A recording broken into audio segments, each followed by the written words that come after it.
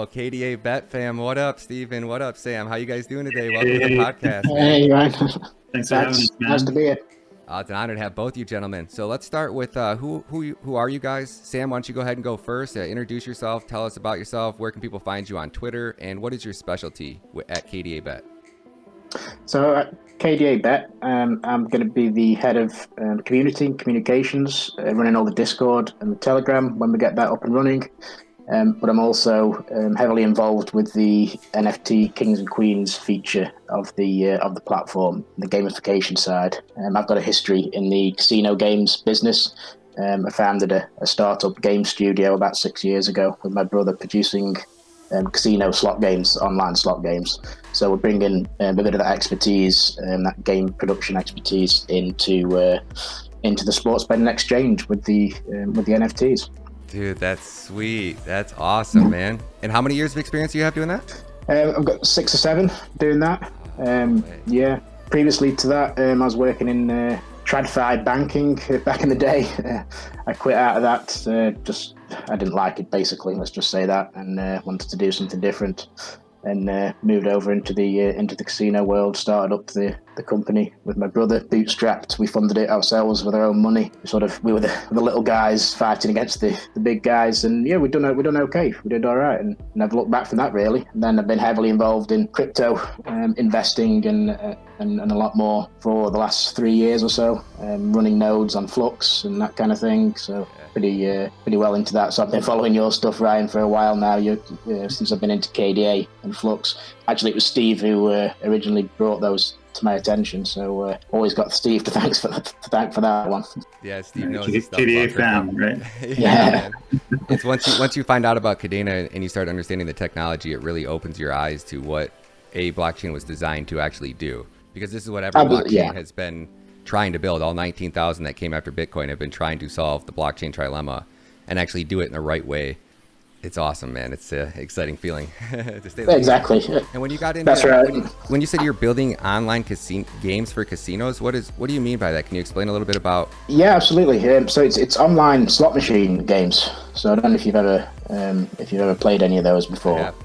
You have, yeah. Okay. don't tell anybody. Yeah.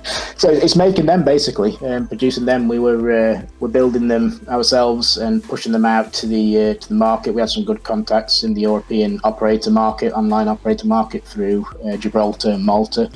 So we were getting games, just making games and pushing them out to people, really. You build the whole UIs and everything, all the algorithms? Yeah, we made everything. Absolutely, yeah. So there's kind of 3 main sort of things that go on a basic level into a slot, and that's firstly the theme. So like the design, what's it all about? Is it a Game of Thrones slot? Is it something everybody knows? That's a theme. Is it? There's also the mechanics of the game. How you're rewarded, how the different pay mechanics work, and then there's the maths profile. So that's the 3 main things. And you have to the math profile is probably the most complex thing to work out, and you've got to get that balance right between not rewarding the players too much or too little or too often or not often enough. It's a very, very, very fine balance, and it's quite an art form as well as a science. It's quite you've got to marry all these things together in order to make a successful game. That's awesome. And so you already have a vast background in coding as well, then, I assume. Well, I don't actually do the coding. I'm not a technical guy. We had some guys that do the code, that do the development work. We had a maths guy that did the maths profiles, and we had some guy that did the development, and then another team that did the artwork. We sort of designed the games like high-level specs, so we'd come up with the themes, the idea, the mechanics on sort of a high level, and then we'd build them out from there. And then it was also our responsibility to get the games to market and get them to operators. That's the biggest challenge, actually. Getting virtual casinos to want to adopt the game that you actually want to take built. your game. Exactly. Because there's so much content out there now. I mean, you go to any online casino, you click on the slots tab, and there's thousands of slot games all down the list there. And these incumbent companies, these big game producers out there, they have all these handshake deals with the operators, give you a little bit off, put our games up and this kind of stuff. And for the little guys like us, it's very hard to navigate that and to get in behind that. So that was sort of our main role as well, was to do that and figure out the licensing. I mean, we were unlicensed as a provider, but we'd have to what's known in the industry as license sheltering. So we'd have to go through several different partners in order to get our games live in regulated markets.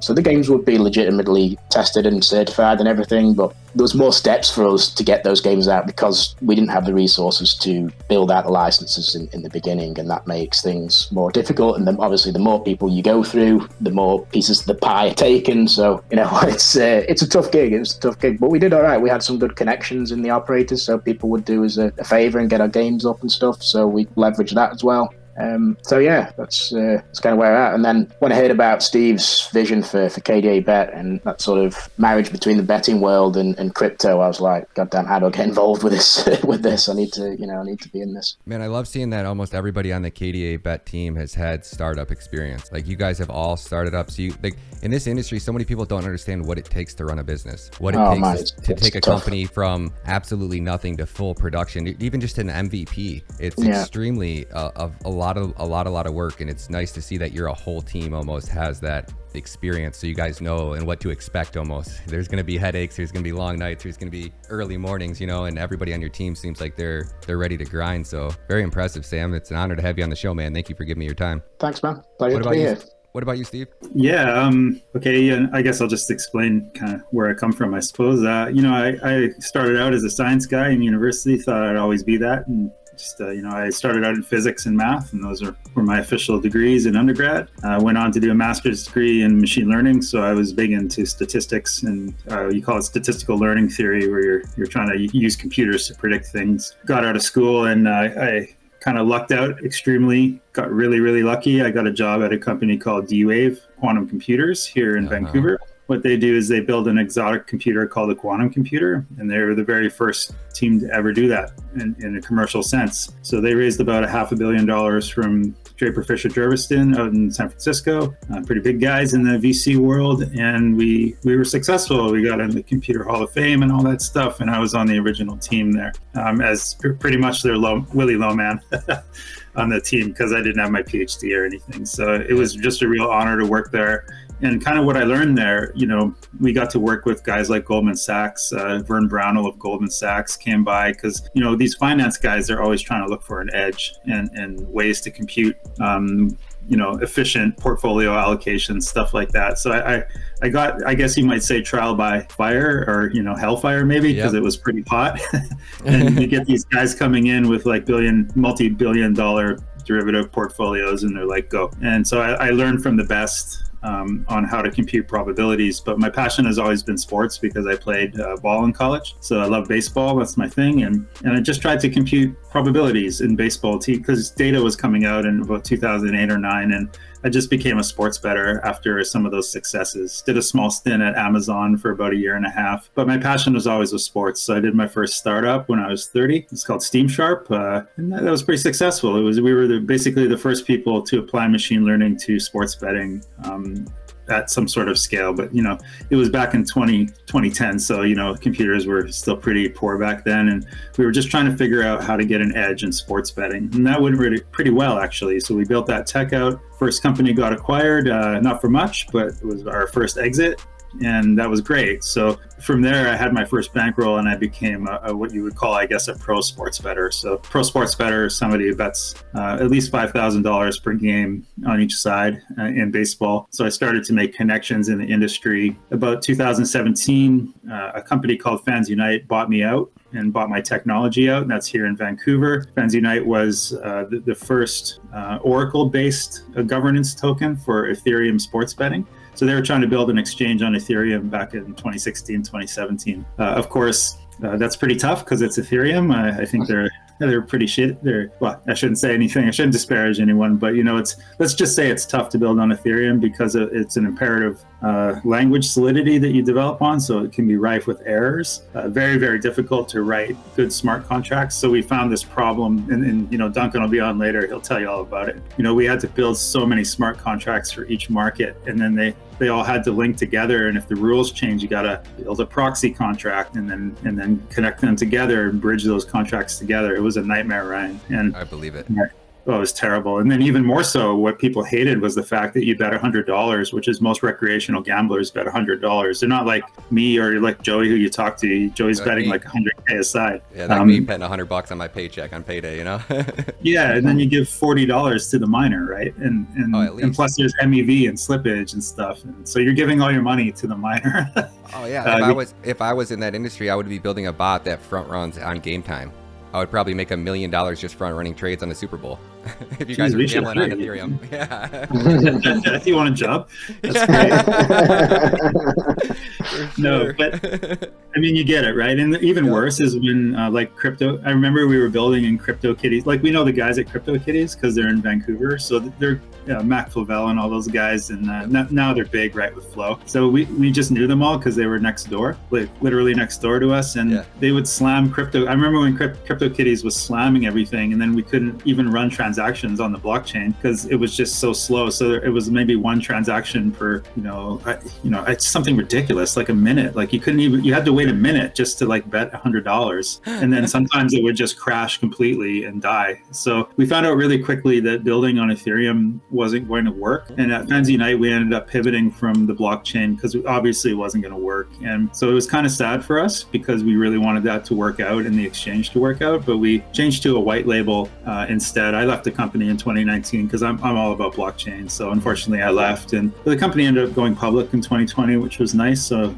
made out on that, which was great, and had a good success story with an IPO there. But my passion is always sports betting at scale. So now with more money and more opportunity, I met up with our co-founder Joey, and I began to become his originator for his large brokerage in the USA. So he deals with 55 different countries, people in different countries worldwide, trading basically in sports betting. And I became his originator and just been developing these machine learning models. And I pretty much became probably, I think, #1 in the world at baseball betting. There's a couple guys who are pretty good as well in Costa Rica. So I'm not going to say for sure #1, but I'm right up there in terms of betting on baseball. And that passion to build an exchange came from the idea that, it's just really hard to get down. So, Joey explained all that to the viewers, so I won't rehash that. But, we always wanted to find a way to legitimize this gray market, which is about $615 billion. It's actually bigger than the regulated market, the gray market. And so there's a lot of people who are hungry to bet with bots, to bet with algorithms, to bet large scale capital on the blockchain, but there's just never been a way to do that. And then we found Kadena, maybe a little bit through your channel too. So that's good. Thank you guys, man. That's wild. We watch you a lot, and it's so happy to be here with you. But when we found Kadena, immediately within 10 minutes of reading the packed white paper, I knew what they were building, and I knew this was the place to build a betting exchange because it can actually facilitate the tech. And therefore, that's what brought me here to Kdabet. Yeah, that's it. You said the Ethereum thing was in 2017. That's when you started building. 2016. 2016. 2017, yeah, those 2 years. Basically, for the last 3 to 4 years, you've been looking for a Kadena. You've just been waiting for a blockchain to evolve that could deliver the service that you wanted to build it on. Finally, it's here, and here you guys are. Yeah, we finally found the right place to build. It's very unique in that regard. That's pretty cool to think that you're just one of many, right? You're just one of many businesses that are going to come to the same realization. I mean, how many great ideas are sitting out there that just couldn't be executed because there was never a blockchain that could deliver? Yeah, it's the other blockchains just aren't safe. And in our business, in the gambling business, and Sam will tell you as well, in the casino business, if you screw up a transaction online and mess it up, your brand will be... You're toast. Yeah. You want to comment, Sam? Yeah, if you do that, it's it's one strike and you're toast. Then career suicide. There's no room for that. Yeah, Twitter will blow up, and suddenly there's 50,000 people calling you a scam artist and a rug puller. And it's like, so Kadena offers the chance to perhaps not rug pull through their packed system, which is great. It's huge. That's a game changer. Now, when you guys were talking about like you might be number 1 in the world or number 2 in the world, is this something that, say, a majority of sports betting move through Kdabet? Is that something where you could like actually flex your statistics? Like, is that where something like you get a badge or a username or top bettors or top players on your site? Is that something people will be able to get notoriety for, because now that everything can be on chain? Yeah, we'll definitely address that more in the tech part that we'll do with you. But just to speak to that quickly, the whole entire idea is to build our token system, again, which we'll explain probably better later. But that token system is designed to facilitate liquidity, where maybe other competitors who are trying things are trying to reward those people with lots of money. We're trying to build something called proof of efficiency, where proof of efficiency in a very short Cole's Notes manner is to reward those people who shape the line and not necessarily bet the most money. So if you shape the line and your data is very efficient right now, what happens in the Web 2 world is you just get front run, or your data is stolen by the operators, and they give you like a $200 bet. Thanks for coming out, Joe. Sort of thing. So it's not great. And for us, when you provide your data and it's efficient, we put a price on that data, and that's the sports betting concern, not the crypto investor concern, which we'll get to. But the sports bettor concern is like, okay, I'm giving you my sharp data. That's what I spent $1 million building models to do with my team. And what am I going to get for providing my data to your protocol? So you better reward these people. And we reward that through a mining emission. That is, if your data is efficient, you shape the line, you're going to get paid a little more on top of the money you win betting. And then how are you guys planning to integrate NFTs into this? Is that part of the plan? You guys will eventually be integrating NFTs that'll help facilitate things like this. Can you explain more about the NFT part? Yeah, that's right. So I'll do the high level. Sam will do the deep, get into the guts of it. Okay. All right, cool. I'll do the high level, Sam, and then we'll say. Sure. Yeah. So the high level concern, Ryan, is that you want to connect the concerns of crypto investors with sports bettors and the network of sports bettors we're going to build. So we're going to bring on market makers, we're going to bring on recreational players and sharp players. These are the 3 main types of players. But they don't care about crypto as long as the price isn't bottoming, like maybe like like Luna or something. You don't want that. So you want your coin to basically be as stable as possible that you're offering. And the idea now is to marry the concerns of crypto investors to that. So we are coming on Kadena. We're saying, we want Kadena to have a bit of a taste of this product. And to do that, you need to mitigate the risk of investment. Because here's the risk, right? Let's just be super honest and straightforward about the risks. If you invest in KDAB token, you're investing in the concerns of the sports betting investor. That is, how does the mining emission flow between sharp, sophisticated players and recreational players? If you give too much to the sharp players, Rex won't show up, no money, token goes down. I can't say that, probably will go down because there'll be sell pressure, right? If there's nobody here, I'll just sell all my coin, I don't care.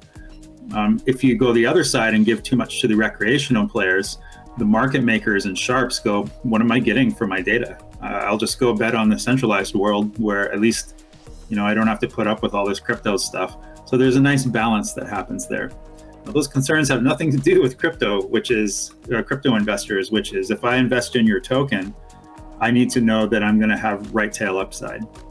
Let's be honest, that's what people care about. I'm taking a huge risk on a risky asset, and I need to make money or have a high probability of making money. I need a good team. I need a good business model. I need all of this there. Mm-hmm. But that's not even enough, because here's what could happen. Say, I think we have the best in the world. I mean, we've been very, very careful to bring in, like you said, people who have exits and IPOs and experience dealing at scale. Like nobody on our team is less than 10 years experience in crypto and sports betting combined, period.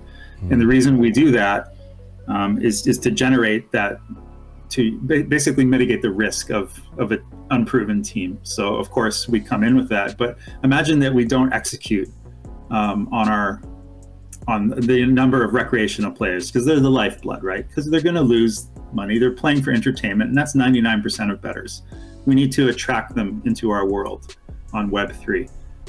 And that's how the token price goes up, because there's buy demand, and our probably goes up. I should probably say as a disclaimer, as long as there's buy pressure, there's a chance that's going to happen. Just repeat that sentence. I'll cut out the first part. Yeah, you want to attract recreational bettors because it puts buy pressure on the token, and then the price probably will go up. And that's what we're really looking for as crypto investors, right? Lots of buy pressure, lots of nice demand for the token, constant demand, and people coming in all the time, bringing in new liquidity that didn't exist in Kadena before. That's how we make a great token sale. But imagine that we do a bad job marketing, or the government comes in and passes ridiculous regulation, like you have to, dance a jig every time somebody makes a bet. Like, I'm not doing that. So, you get the idea that there is risk inherent in buying a token, which, might not deliver right uptail. There's a probability. So the NFTs now mitigate that and give these people who get to mint these NFTs a chance to mitigate the concern. So what we're doing is, in the Web2 world, what happens is you tax the bet. So you bet $100 with me, Ryan. I take your $100, or actually, no, you take my $100 because, we want you to make money. So you take that money, we're going to charge you 2%. That's pretty normal in betting exchanges. It's just the general fee for betting. Usually it's actually 5 or 6%. So we're going to be a lot lower. We take that money, and because we have no VC or shareholders, it's decentralized, it's a DAO. Or it's not a DAO, it's a foundation. I don't know what we're going to do yet, but let's call it a DAO. You put that money in a pool, and then that money gets rewarded to the kings. That's the Kadena kings. That's our NFT. So there'll be little king images, and that's the utility of the token, is that instead of putting all your risk on the token going up only in moon, right side moon, what you're really looking for here now is passive income, and that's how you de-risk your investment. So we'll keep the mint at a low price, and then what you're doing is, as we bring on people, we're going to tax the bet.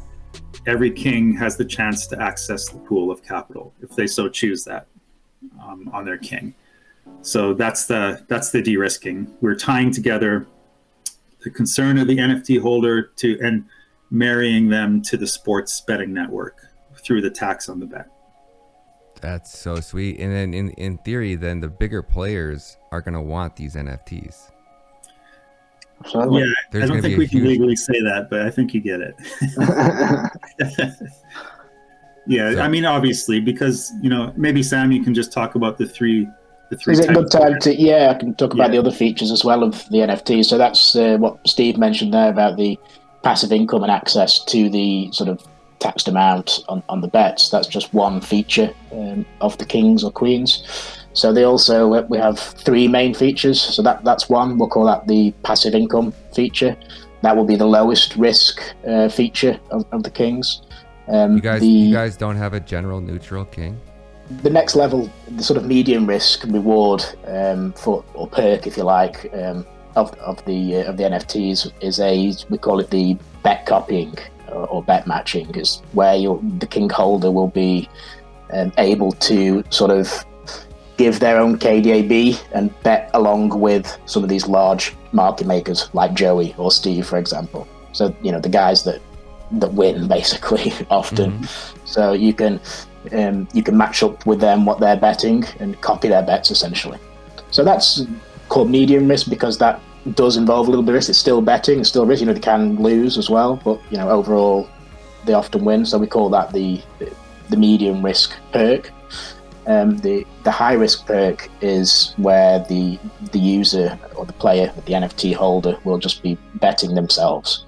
So they'll have betting perks like bet boosts, where you get a little bit of a extra juice on your odds, or entry to free rolls. If you make so many bets, you'll get a free bet after so many. So that's the highest risk because you're betting yourself and you're betting your own, making your own choices and making your own bets. So that's the highest risk perk of the NFT. But the cool thing is as well with them is that we want to bring in this idea of gamification into the NFTs to really, instead of just having that JPEG there, this has got, you hear about, that's real utility there, that's value to bettors and to the crypto holders as well. But the cool thing is, because of KDA and because of the Marmalade feature, the NFTs are actually upgradable. So over time we want to sort of bring in, just tying back to what I was talking to you about before with the slot games, the three main sort of features you need to nail down is the theme, the mechanic, and the mathematics behind it. So here, the theme, we've got kings and queens, royals, right? Everybody can relate to that. It's a popular theme. And particularly for the betting world, it's quite a boisterous environment, and the king, everybody wants to be the king, everybody wants to kill the king. And, you can flex with this NFT online. People love to flex their bets and all the rest of it. So we think that really fits quite well. And on top of that, the mechanic. So we're going for like an RPG style mechanic, and this is really where the marmalade feat function comes in, because with the RPG mechanic, we're going to make players earn XP over time by betting, and then they'll be able to upgrade their perks by spending the XP that they earn through betting. How do they earn XP? Say that one more time. So they earn XP by betting. So we haven't nailed down the actual finalized mechanics yet, but it'll be something like if you bet X amount of dollars or KDAB per week, you will get X amount of XP, and then you'll be able to apply that to your betting perk, which will allow you to get more perks, basically, or to upgrade your perk. Okay. So instead of... Just define XP, Sam. Sorry? Just define XP. That's just what I was going to ask. People... Yeah, experience points, XP, yeah. Okay. Yeah. So, sorry if you're not an RPG guy, right? I might have gone over your head. But, so you gain experience points by betting, and that can be applied to upgrade your king.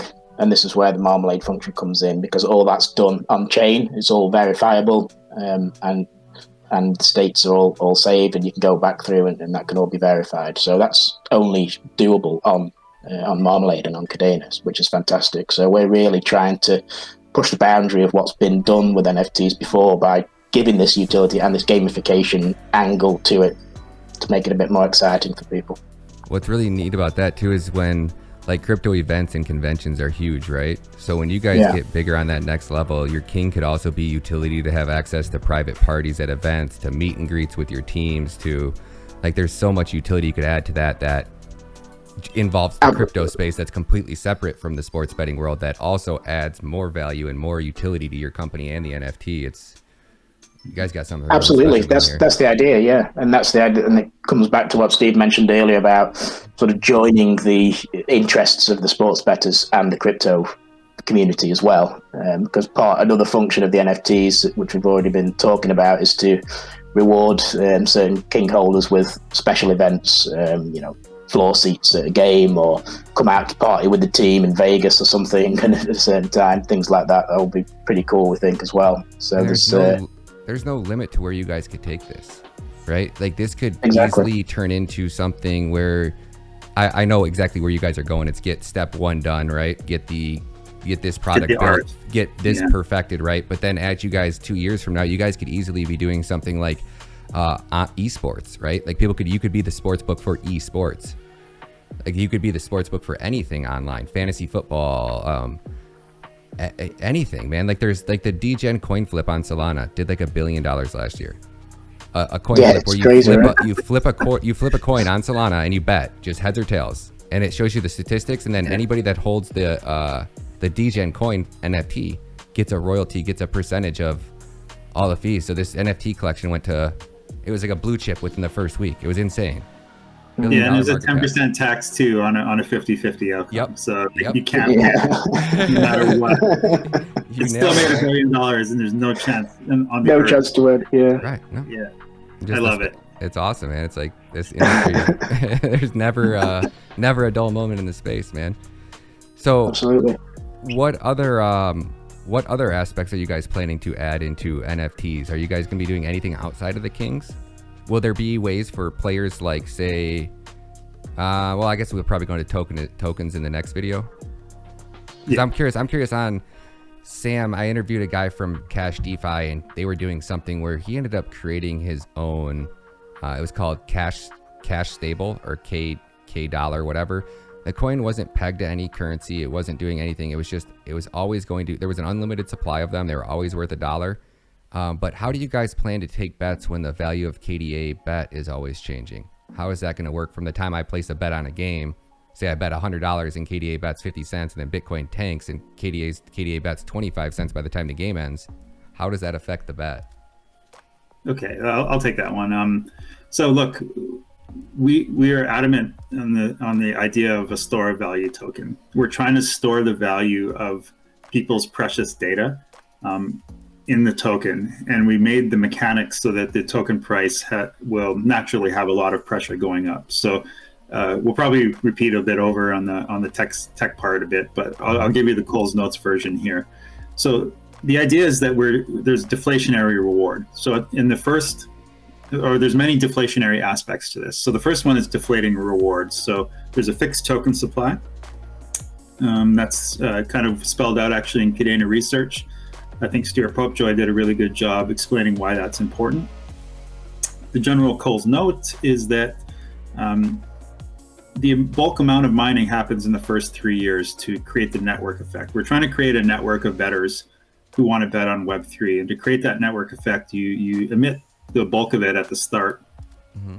And then it goes down. It's just like the halvening with Bitcoin. So you have supply mechanics. So that's the first mechanic. The second mechanic is the more and more sharps and people that grow in the network who try to mine the coin, the more and more your individual reward goes down because you're fighting more with people to get that reward. You're coming in earlier and often with more volume, 24 hours before the game starts instead of right at the end, because right at the end it's the most efficient because everyone's supplied their data. So there's a natural game theory that happens here where the more that the supply gets shocked and the higher the network grows, the more and more people fight over these small emissions, and that must put buy pressure on the price as well because it's just harder to get the token. So if you want to get an additional mining, you got to come in early and fast. Then we also have the idea on top of that of governance token. So our token is a dual governance and betting token at once. And a lot of governance tokens split, right? So you have your transactional token and your governance token on the side. But for us, that doesn't work. It has to be one and the same. Why? Because the market makers eventually accrue the token because they're betting the most and they have mass money and mass information. And so you can imagine that, to juxtapose it against the Web2 world and Betfair, in Betfair, what happens is, the market makers always win and they make the money. But the problem is that Betfair VC come in and take 60% of your income. So 60 cents on the dollar that you earn is just gone. And then 30% tax, and now you're left with like a 10% profit. And it's not very profitable. So these guys are now mining and owning the entire chain. The market makers now own the exchange in a decentralized manner. That's essentially what's happening here. And then the Recs can also vote. So generally at Betfair, it's a 50-50 split. Recs have 50% of the bankroll and market makers have 50%. That's about right.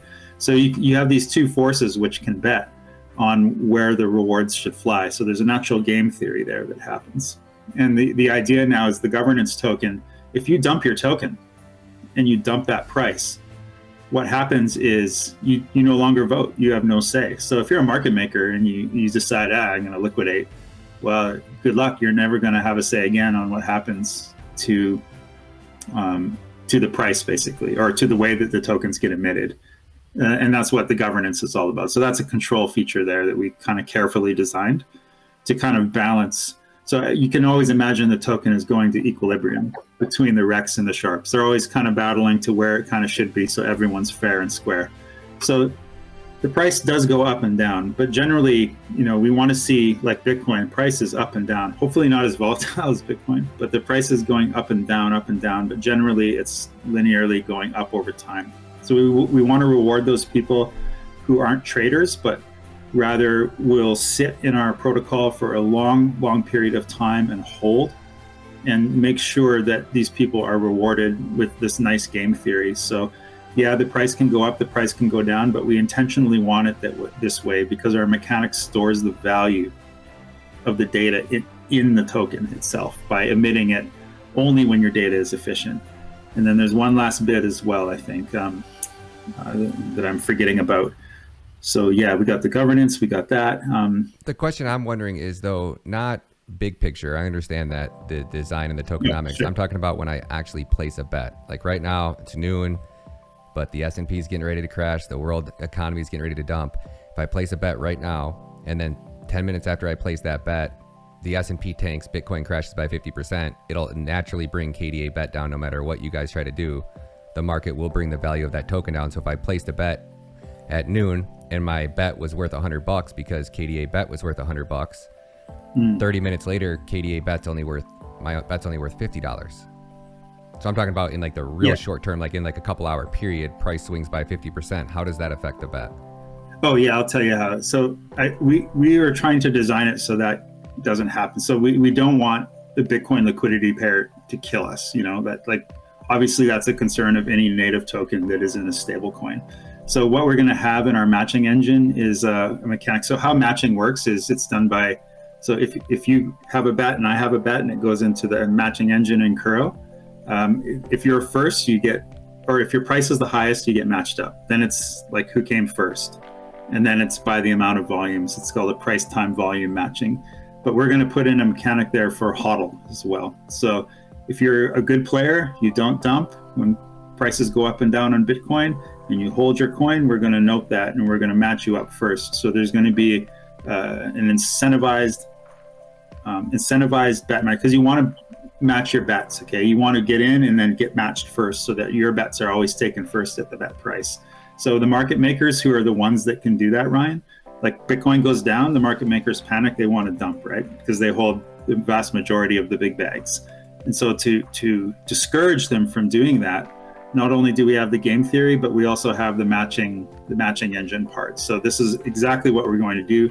If you're dumping, if you're coming on, putting on money, betting, and then dumping back out and dumping on the price, you're not going to get matched as fast as somebody who holds that coin and is a good actor and is concerned about the long-term security of our protocol. But when I place a bet and the value of Kdabet goes down, what is my bet? Like, you guys know what I'm saying? Like, I get that that's the idea, but when KDA is, I bet, is $100, and then by the end of the game, my KDAB is only worth $50. What am I getting paid out on the bet? Did I place a $100 bet in the beginning, or did I place do I only get rewarded with what the value of the token is at the end of the game? Yeah, you're going to get rewarded based on the value of the token. So the token, you're putting your faith that the token will go up with our mechanics. So you could bet at $100 and end up with 98.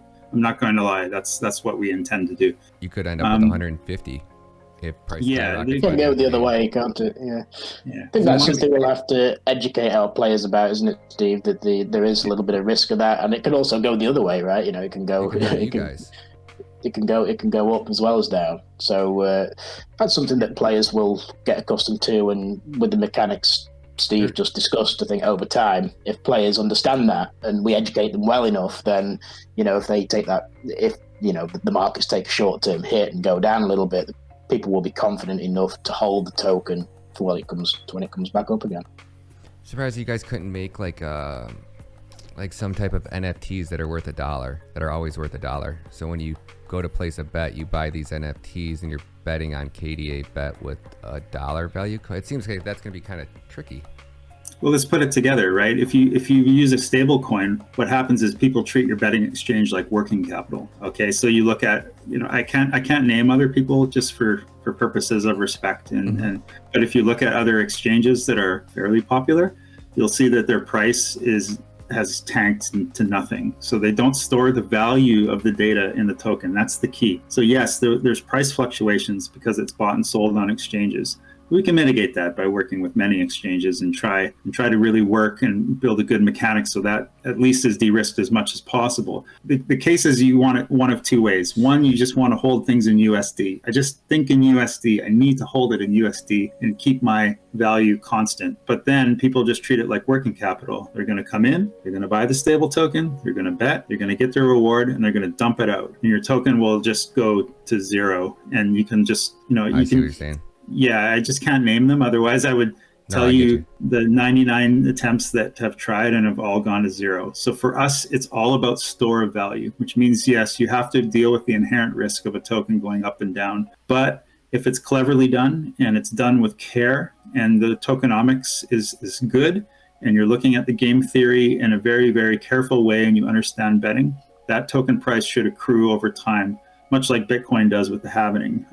It's really modeled after that in a lot of ways. I wonder if it's almost smarter for you guys to not go onto multiple exchanges, to not give the market the opportunity to set up arbitrage bots to purposely drive your price in one direction to another. Because I'm not worried about the hodlers. I'm worried about these algorithmic bots that want to buy Kdabet on KuCoin and then take it over to Binance just to dump it off and make that, you know, to constantly either drive the price up or drive the price down. It might almost be safer for you guys just to be on. I see what you're saying now about decentralized exchanges. That totally makes sense, man. That's super. I think that's because you guys just want people that are just interested in sports betting to be hodling your token, right? Like not just random people that want to buy crypto to hold it. You just want people that are interested in the game to.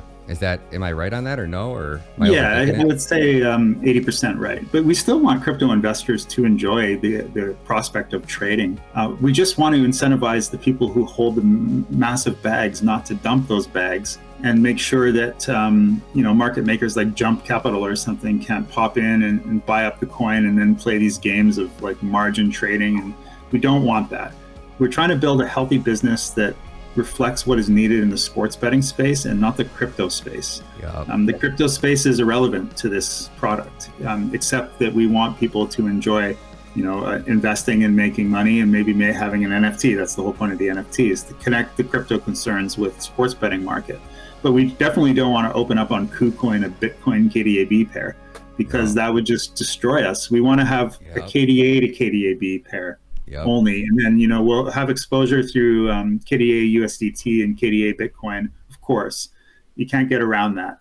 However, we can mitigate it by just kind of making sure that it's a Kadena focused project, and I think that's what we like. We like to keep our token and the value it accrues in Kadena, and not have that spill out into ETH or spill out into all these dead chains. In my opinion, I don't want to deal with them or centralized exchanges in any way. We just think they're horrible. Except maybe Coin Metro, as you might have noted to us. Yeah, Coin Metro is they got some ethics that I've never seen, right? Like they're missing out on so much money not launching the Shibas, not launching the Doges, but to them it's not about money. And if it was, they would have did those things, because Shiba's doing $2 to $5 billion in volume a day on every exchange they launch it on. So it's like you're definitely shot yourself in the foot there. But he's building something where he doesn't want his clientele. He wants to continue to have more crypto clientele, because how many people of your friends that got into crypto and didn't know anything about it, and you're like, no, don't buy Shiba, and they're like, send you a text 2 days later, dude, I just bought 2,000 Shiba. Like, if it goes to $1, I'll have $1 million,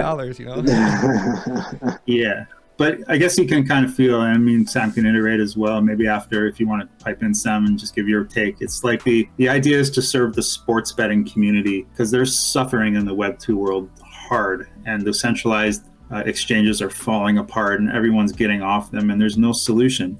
So if we center this toward crypto traders, then it becomes a crypto trading platform with sports betting mechanics instead of a sports betting platform with integrated crypto mechanics, which is why we do the NFT. We want people to hold their KDAB. So you can think of the NFT too as you're making passive income, and then you can bet copy. So if you go dump all your KDAB, if you use the passive option, well, now you can't take part in experience leveling your king up, and you can't take any I guess action in working with market makers to make a little extra money. So, and then obviously you can't vote as well as a king. And if you can't vote with your KDAB or your IDO investment, then you can't vote on how the money flows. You have no say. And so, there's a lot of mechanic in here that's aimed toward making sure people are interested in holding the token rather than just playing trading games, which we all know. Yep. And what's unique about that is Kadena has the ability, like on Ethereum, when I forget what DAO it was, to vote was I think it was like $1 million. Like for every holder that wanted to place a vote with Ethereum gas fees, just to take that vote, they would have had to spend $1 million in gas, which is just unacceptable. On Kadena, you guys will be able to take a vote if you should, use double ply toilet paper or single ply toilet paper in your fucking bathrooms at work offices, because you can vote on anything because it's cheap. Like anytime you guys want to pass a vote, you don't have to really worry about, And how will that voting be done? Will that all be done through the NFTs in Marmalade? Because you'll be able to display the votes right on chain, and Not through Marmalade. It'll be done on the smart contract on chain with the KDAB token itself. The token and the governance token, the Tokenomics and the governance token are one and the same. So if you lose all the time, you shouldn't really have a lot of say over how money flows, because it's very important that the winners are compensated for making the markets liquid. There are over 25,000 daily markets that need to be liquid. So you have to reward these guys, and so it has to be done through the KDAB token. That's so freaking smart, man. Holy shit. Yeah. I think it's an excellent point, Stephen. It's quite a lot to take in at first when you first think about the mechanisms, because like you, Ryan, also, my initial thought was, you're betting. What happens if the dollar value of your bet decreases, and even though you win your bet, you still end up down because the value's gone down. But when you start to think about the actual value of the token, the holding the token, if you do that, like Steve mentioned earlier, if you have that, say, dollar stablecoin betting, people are just going to dump, and the value of your token is going to go to zero. So the network effect for your platform goes to zero, everything goes to zero, which nobody wants, right? So you just have to sort of educate the people and make them realize that holding on to the token gives many benefits, and using it will give them more. Even though there might be short-term volatility, it's going to give them more in the long run. And if I was holding your token anyways, and I placed a bet, say $100, and then the value of, whatever went down, but I win my bet, it's almost like DCA protection. You know what I'm saying? Like if I win the bet, I'm better anyways, because if I would have held it, I would have been down money. At least I took the bet, won the bet. Yeah, absolutely. Yeah, that's quite a good way of looking at it, actually. And then no matter what, if you lose the bet, if it was $100 when you placed it, you would have lost 50% anyways. So you got nothing. You're at a win-win. Is that you can tell the missus I only lost $50, not $100. Yeah, so. Anyways, right? So it's a win-win. It's a good one for my wife, Sam. I like that. Yeah. But one more point to make there too, Ryan. Just riffing off Sam there is, that's the point of the king, is to mitigate that. So if you invest in the IDO, okay, that is up and coming, and you invest, and it's like, oh, my dollar value went down. I'm kind of choked at these guys because it's not storing the value like the way I want, but it's just like short-term ups and downs like we all suffer in crypto trading. That's what the king does. It mitigates that concern by allowing those people who IDO to get a very cheap mint, like bake style mint, very cheap. And then you mint that king, and then you can turn it on to get that passive income, and it kind of rewards you back on the tax on the bet. So it flows money back to the crypto investor to mitigate those risk concerns, which is why we did that. Only on Marmalade can we do that. That's sick. And then you guys can, with that king, so the more I bet, the better I bet, the better my king becomes, right? My king levels up. Exactly. That's now, it. Yeah. In DeFi Kingdoms, one of the old favorite crypto games, but they, like when you minted Gen Zeros, you had the ability on their marketplace to basically rent out your Gen Zeros. So is there going to be a way for me, if I am not big in gambling, but I have that king and I want it to get leveled up, is there going to be a way for me to say, hey, I save 2%, right? Maybe I give 1.5% to whoever rents it, I still get 0.5 of it. Is there a way for me to like lease out my king and let somebody, like a market maker might want to use my king? Can I rent that out to him so he can level it up for me and get a percentage of that? Or yeah, you want me to speak to that, Sam? Or? I guess you could. I think in principle, yes, I would say we can. I mean, technically, you're the man to answer it, Steve, on that. So I think it should be doable with Marmalade. But yeah, I would say that's something they can absolutely do. Maybe I could juxtapose it against how it works in real life. So in real life, what happens is, in America at least, agents collect accounts from what's called a beard, like a beard. Yep. And you get so Ryan Matta doesn't bet, but Ryan Matta can sign up at Pinnacle and then lose a bunch of bets, and then Pinnacle thinks you're a square. And then, not to say you're a square, okay, I just want to be, just bright lines, we love them. And so, so you're going to give us your account now, and we're going to bet the crap out of it until they realize, oh, it's a sharp, and then they cancel your account. So your account has like a lifetime, like a half-life, and then it's done at some time. But we're going to give you 10% of the action up until that gets canceled, because they don't know yet that you're square. So we're hammering it because they give you high limits. That's how it really works in real life. So I'm sure Joey told you all the stories, but that's the key here, is that there's an analogy from the Web 2 world and the Web 3 world. So the thing is that the problem, and Duncan will speak more to this on the regulatory, and I encourage you to bring this up to him. It would be actually a nice zinger because he might not know it's coming up. Yeah, I got him right now. It's the legality of proxying bets. And I just want to tell the people just very, very quickly that we are completely committed to regulation-only betting, because the value of the token and the value of the kings, therefore the NFTs, are dependent on pure regulatory approach. I guess compliance is what we're looking for. So if we don't comply to every regulatory standard, the market makers will just never come. No, I can't take that risk. Bye. So imagine that somebody comes in and proxies that bet. Then what you're literally doing, though, is you're taking a bet for somebody else for profit, and not yourself. And that could mean another jurisdiction, right? So if you're betting in New York and Detroit has different rules, and now I'm betting in Detroit, really, and you get caught, we are screwed. And so we have a total commitment to regulation. It has to be that way. So I'm going to say no, we won't have that at the start, but we will look into it, because there are things like Vegas proxies for March Madness. So a good example, there's a girl called Kelly in Vegas, very popular at Barstool. What she does is she has a proxy service that is legal, and you can call up and she'll put your March Madness votes down, like on the draft or something like that, or March Madness Final Four or something, and you can proxy legally into that system. So we'll look at proxies and stuff, but I would say at the start, no, because we're not sure yet from a regulatory compliance standard. What's unique about Marmalade, what they're going to allow you to do is do things like time release functions. So I could basically have my king in my wallet, right?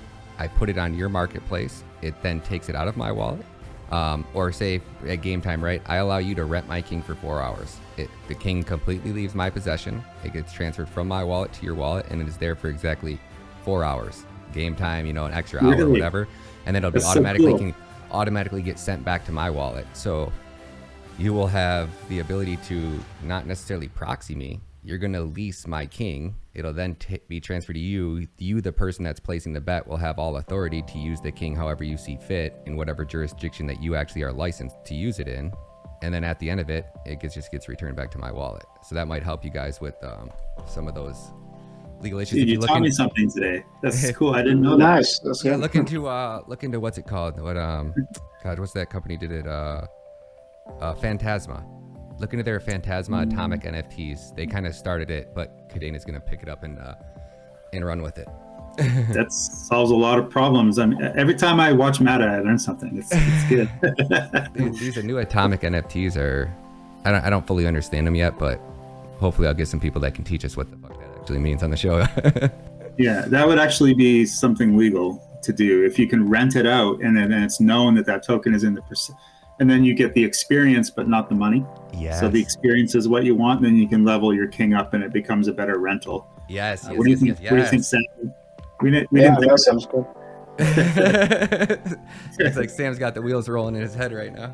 yeah, that's good. That's a great question for Duncan, I guess, on the regulation side. That's for that. Yeah, that would be cool. I say that 99% of what Kadena is going to be used for has not even been embedded yet.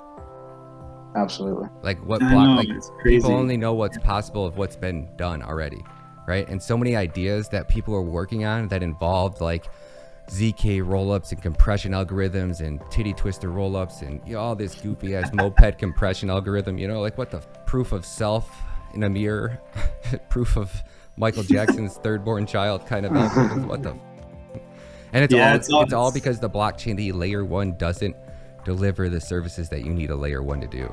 So you have to build a layer 2 on top of a layer 1 to try to modify what the layer 1 is doing. And then in theory, you need to reference a third party. Then you need third party layer 3s because you can't do it in a centralized way. But if we have 3 of these consortiums, HBAR, then we know it's safe, like you're like, and by the way, we claim we do 10,000 TPS, but that's only wallet to wallet. If you're talking about putting transactions on chain, we do 10.